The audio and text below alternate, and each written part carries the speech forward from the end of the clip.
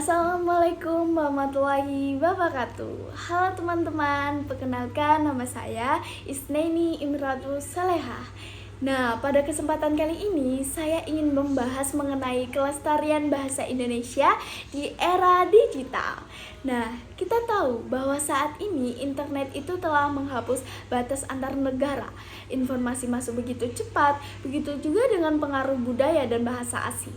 Sebagai identitas bangsa, bahasa Indonesia itu sedang menghadapi banyak sekali tantangan besar dan banyak sekali pertanyaan-pertanyaan. Nah, salah satunya, apakah kita masih bangga menggunakan bahasa secara benar, ataukah kita itu justru lebih nyaman dengan bahasa gaul dan istilah-istilah asing yang menjamur di media sosial. Nah, mari kita lihat fenomena di media sosial saat ini. Nah, yang pertama itu adalah seringkali penggunaan bahasa yang dicampur aduk. Seperti istilahnya itu adalah which is, literally, atau yang lebih familiarnya itu adalah jujurly. Nah, seolah menjadi standar baru agar seseorang itu terlihat lebih modern. Nah, fenomena ini tuh memang sangat unik ya. Namun, jika kita tidak membatasi itu, lini itu perlahan-lahan bisa mengikis kaidah tata bahasa kita yang asli seperti itu. Nah, di era digital, kecepatan itu seringkali dianggap lebih penting daripada ketepatan.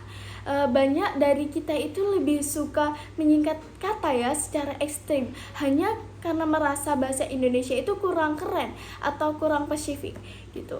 Padahal bahasa Indonesia itu memiliki struktur yang indah dan kosakata yang sangat kaya jika kita mau mendalaminya. Nah, masalah-masalah yang muncul ketika kita kehilangan kemampuan untuk membedakan mana sih situasi formal dan mana sih situasi santai. Banyak orang terbawa suasana digital ini hingga ke ranah profesional, seperti saat menulis email resmi atau tugas kuliah. Nah, selain itu, kita sebagai mahasiswa kita tuh harus sadar bahwa apa yang kita unggah itu adalah akan ditiru oleh banyak orang, dan jika kita tidak peduli dengan cara kita berbahasa, maka generasi yang lebih muda akan lebih menganggap bahwa bahasa yang berantakan adalah standar yang benar. Nah, mungkin banyak sekali pertanyaan ya. Mengapa sih kita itu harus repot-repot menjaga kelestariannya? Perlu kita ingat kembali bahwa bahasa Indonesia bukan sekedar alat komunikasi, namun ia adalah sumpah yang menyatukan ribuan suku bangsa di Nusantara. Nah, di ruang digital, bahasa Indonesia adalah wajah kita sendiri saat kita menulis komentar atau kita itu mengunggah konten. Bahasa yang kita gunakan itu adalah mencerminkan kualitas intelektual dan karakter bangsa kita. Nah, cara menjaga kelestarian bahasa berarti menjaga martabat bangsa di mata dunia.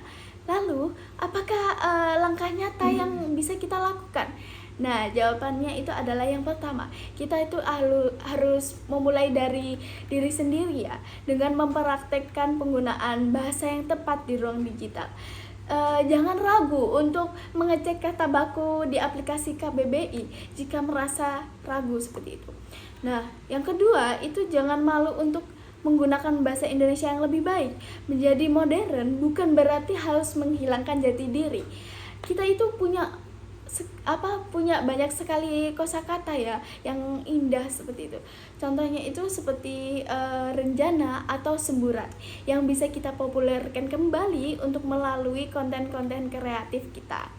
Nah, sebagai penutup, mari kita kembali merenungkan isi Sumpah Pemuda yang berbunyi, menjunjung bahasa Indonesia, bahasa persatuan, bahasa Indonesia. Mari kita jadikan bahasa Indonesia berdaulat di negeri kita sendiri dan disegani di ruang digital. Nah, karena bahasa adalah cermin bangsa, mari kita poles cerminan itu agar tetap terlihat jernih dan membanggakan. Nah, sebelum mengakhiri pembicaraan ini, izinkan saya menyampaikan sebuah pantun ya, yang berbunyi seperti ini. Pergi ke pasar membawa kebaya, kebaya indah merah warnanya. Mari lestarikan bahasa kita, bahasa Indonesia, jati diri bangsa. Demikian dari saya, kurang lebihnya saya mohon maaf. Dan wassalamualaikum warahmatullahi wabarakatuh.